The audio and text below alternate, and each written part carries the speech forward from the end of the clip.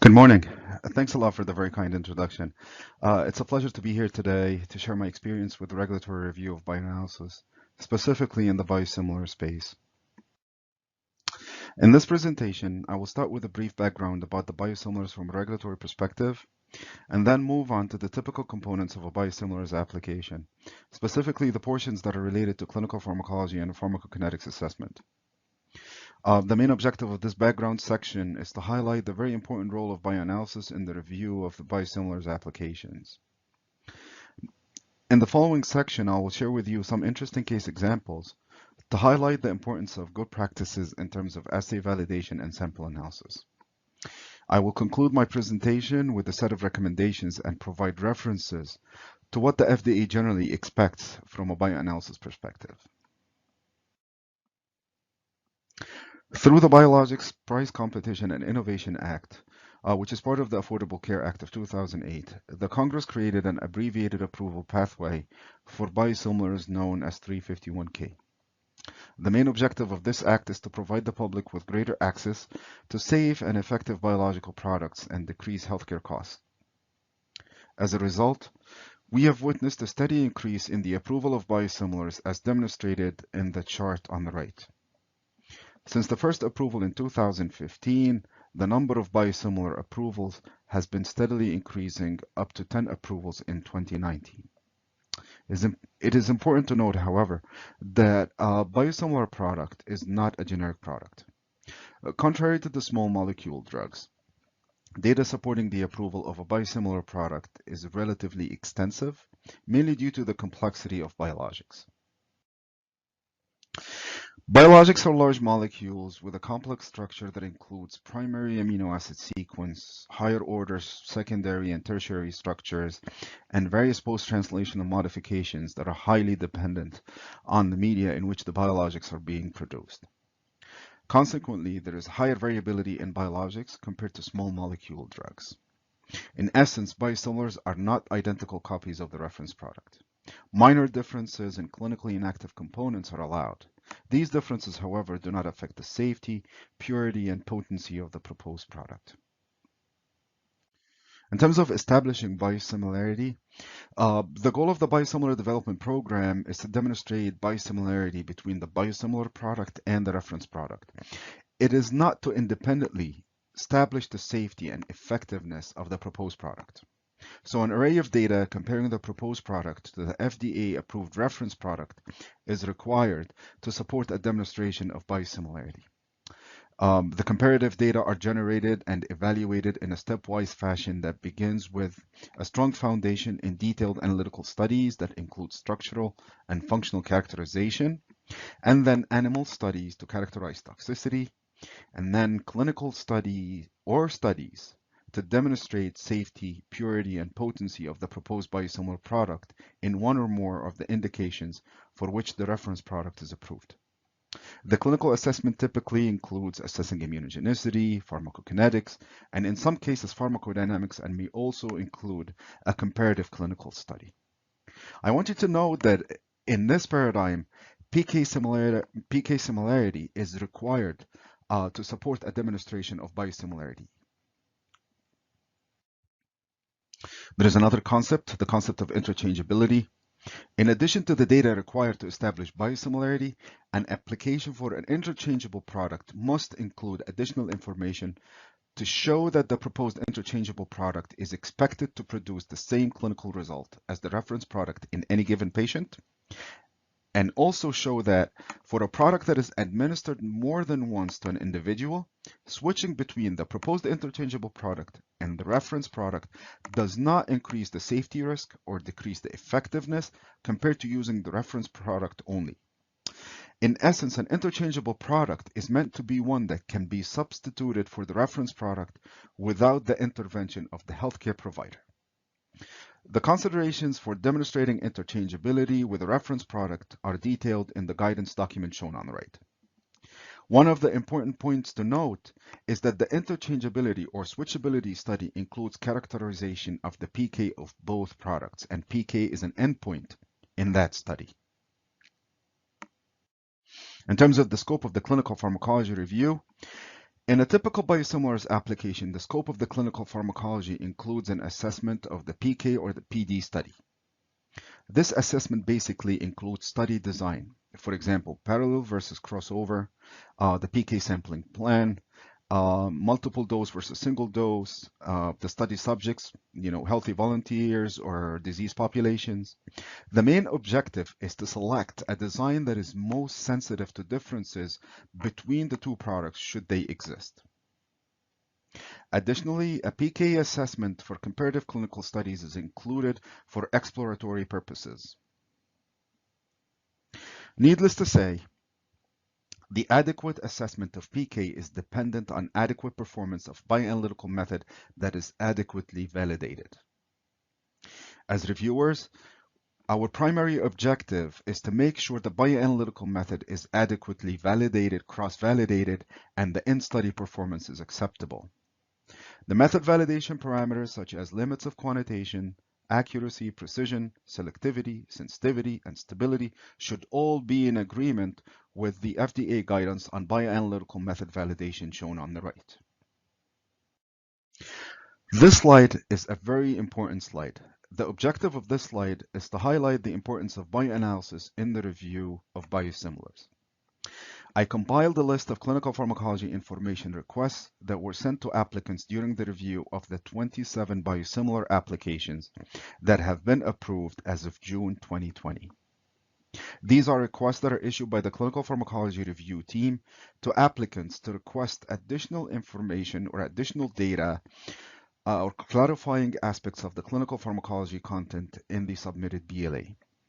As you can see in this pie chart, it highlights the fact that the majority of the information requests, about 73% of those, is related to bioanalysis, and only 27% are related to the conduct of the PK study or the PK data.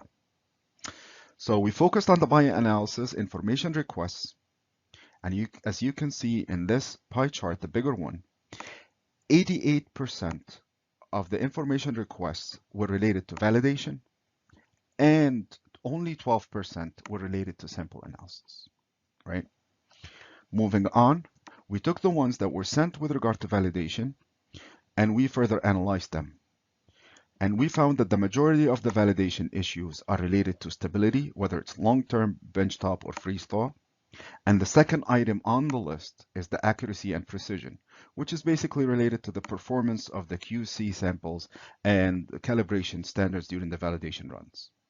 Other aspects of validation like dilutional linearity, selectivity, specificity often present issues but at a lower frequency. Now that we have established the importance of bioanalysis in the biosimilar space, in the next section of this presentation, I will share 3 interesting cases where bioanalysis represented the review issue and how the review team worked with the applicant to resolve the issues.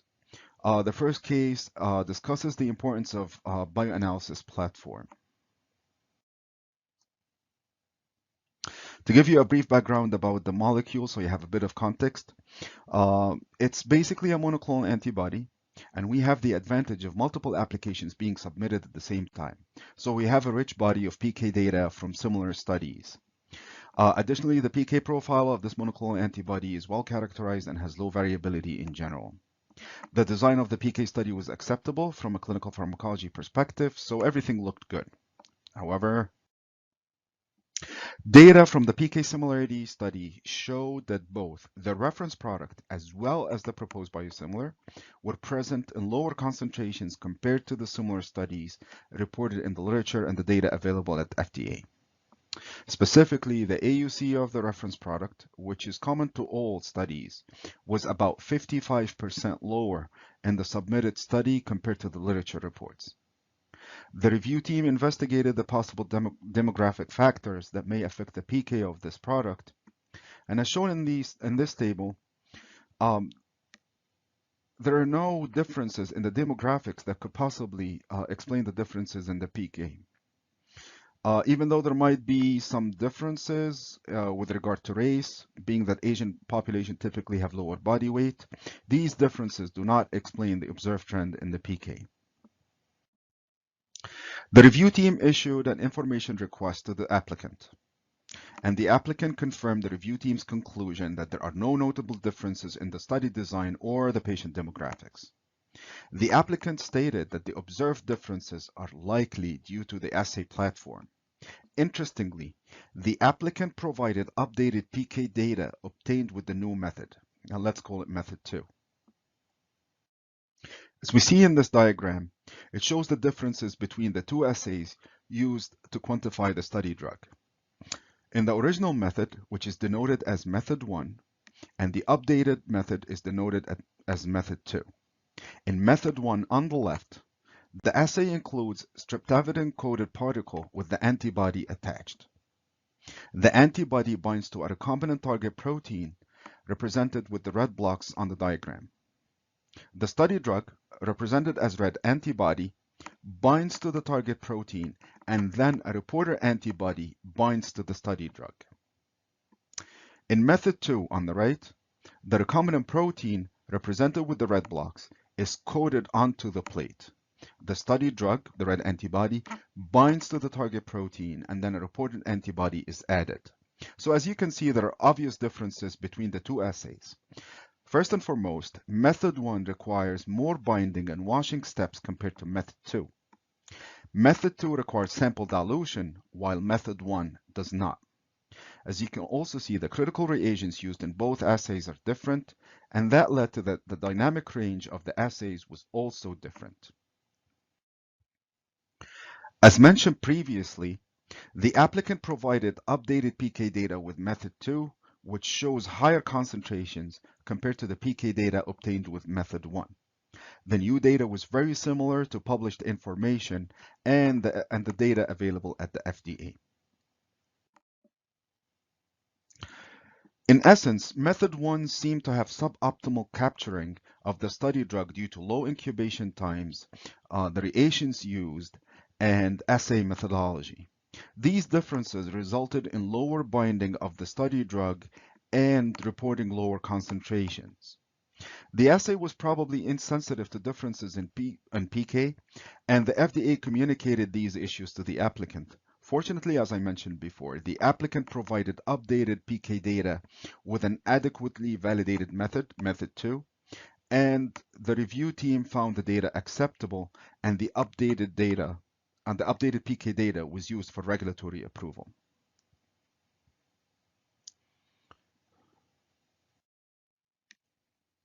The second case highlights a very interesting issue with how the applicant switched the use of QC samples and standard calibrators during the validation, and the effect of this change on the assessment of stability.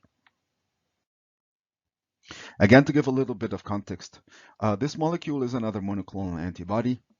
The PK study design was acceptable, and this time the PK data appeared generally adequate and similar to other products. The objective of the PK study was to establish the PK similarity of 3 products: the EU licensed product, the US product, and the proposed biosimilar product. First, I should start by mentioning that the expectation is that a single method is used to characterize the PK of all 3 products in the PK study. This single method should have a designated product for preparing the QC samples and the standard calibrators. Both are to be used consistently during the method validation and sample analysis. In this situation, the applicant switched the calibration curves and the QC samples prepared with the US licensed product to calibration curves and QC samples prepared with the EU product during the validation run. This switch, in theory, may affect the assessment of stability information. In the cartoon on the right, there appears to be no trend, and the stability data appears to be performing the same with time. The use of different calibrators, however, in QC samples may introduce some bias that obscures any trends in the stability data. So because of the switching, the validation runs with the calibration standards in the QC samples would have to be rejected. Rejecting the runs would provide no stability data beyond day 29. So we requested that the sponsor provide evidence of analytical similarity between the calibration curves prepared with each of the 3 products, also data showing the bias difference for the QC samples with the 3 products.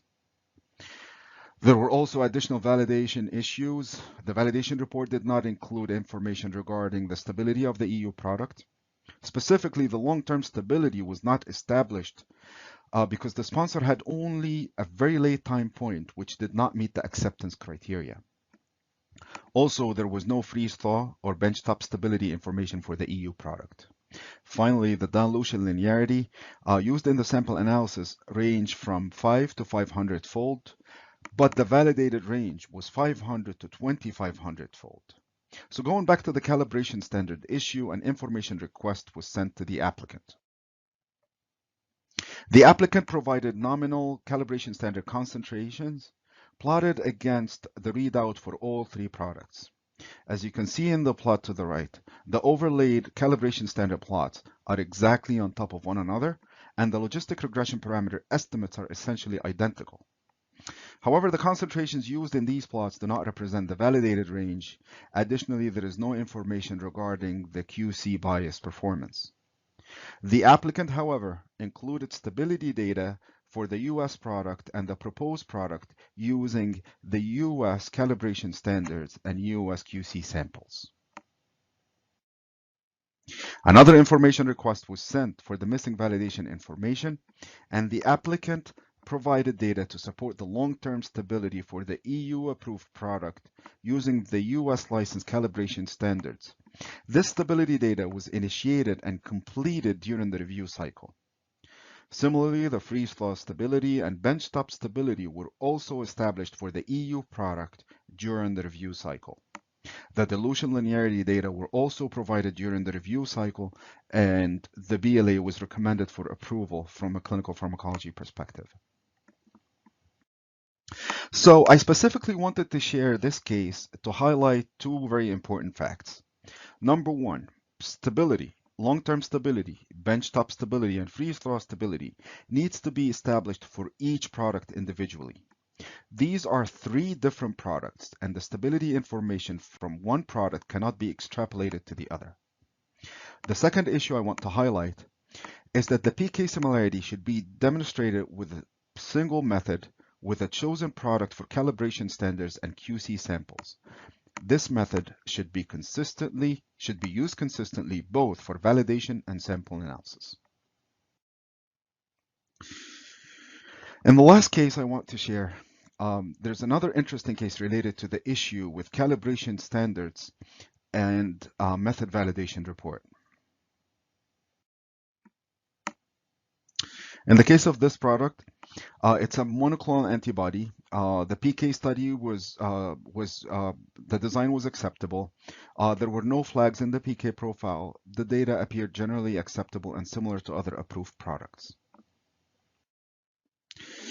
In terms of the calibration standards, the concentrations are shown on the slide, and note that these concentrations are arbitrary concentrations and not real concentrations, and numbers in the blue font with the asterisk represent anchor points. The QC samples include 5 non-zero concentrations as shown on the slides.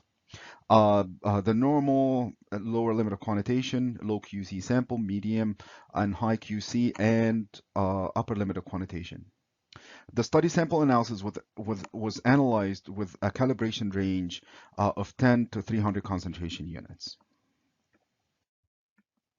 On a closer review of the validation data, however, the lower limit of quantitation failed the selectivity, and the lower limit of quantitation became 30 concentration units. The issue is that the calibration curve did not include 30 concentration units, only 25 and 45, which means the concentrations below 45 are not quantifiable from a regulatory perspective. Essentially, everything below 45 became an anchor point. Also, the low QC sample is not adequate anymore, as you can see. As you may have already concluded, the whole validation was inadequate at this stage because now we have only 5 calibration standards. The low QC sample is below the revised calibration range. The stability as well as other validation parameters are not reliable with the revised calibration range. Additionally, the dilution linearity was validated up to 100-fold only, and the sample analysis was required dilutions up to 150-fold. An information request was issued to the sponsor to demonstrate the selectivity at the 25 concentration unit. There is a calibration standard at that concentration as well. The applicant provided this information, and the 25 concentration unit became the updated lower limit of connotation. The applicant was asked to re-estimate the calibration curves for all runs with the updated calibration range and used the 10 and the 500 only as anchor points. The sponsor was asked to generate the PK profiles and assess the PK similarity again. Additionally, the applicant was asked to provide the missing dilution linearity data to complete the validation. Based on the information submitted during the review cycle, the PK data was adequate to support the demonstration of biosimilarity, and the BLA was approved. So basically, I would like to conclude my talk with these very important take-home messages. First and foremost, bioanalysis is the key component of biosimilars review, and the assay validation and sample analysis is expected to closely follow the FDA bioanalytical method validation guidance recommendations. The method validation should cover conditions encountered in the study, specifically dilution linearity, stability, etc. A single bioanalytical method should be used to support the assessment of PK similarity, and the method validation and the sample analysis should be conducted with the calibration standards and QC samples prepared consistently using one product. This publication that is mentioned here provides good practices that should be considered during the assay development and validation, specifically the characterization of the bioanalytical similarity and biased characterization of the calibration standards and QC samples for the different products included in the PK study. I would like to refer you to this very interesting publication for more in-depth discussion on how to conduct these assessments. I would like to acknowledge the review teams who worked on these biosimilars applications and provided me with the very interesting cases that I shared with you today. Now we're going to move on to the challenge questions. And the first challenge question is, a biosimilar product is an exact copy of the reference product. True or false? I'll give you about a minute to think about it.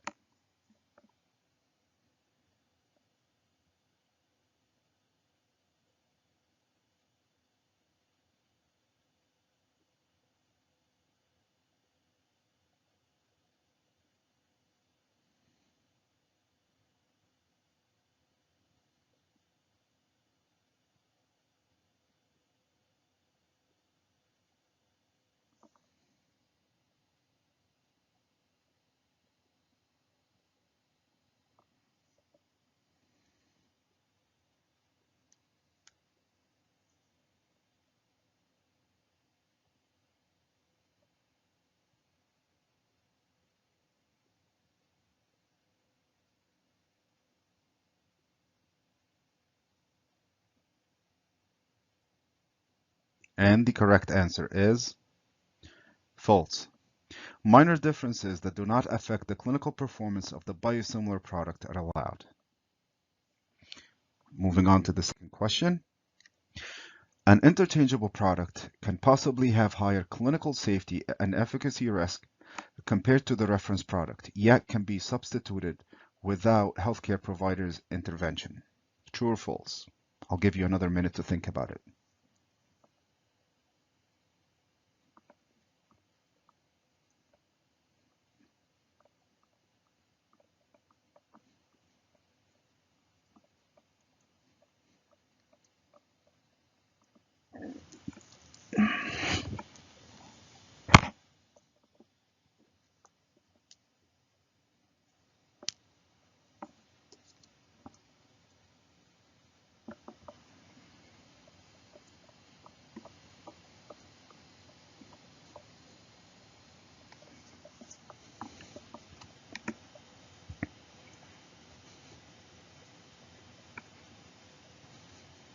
Well, the answer is false. An interchangeable product is not expected to have higher clinical safety and efficacy risk compared to a reference product. Well, with this, I came to the end of my presentation, and I would be happy to answer any questions you have at this time. Thank you so much.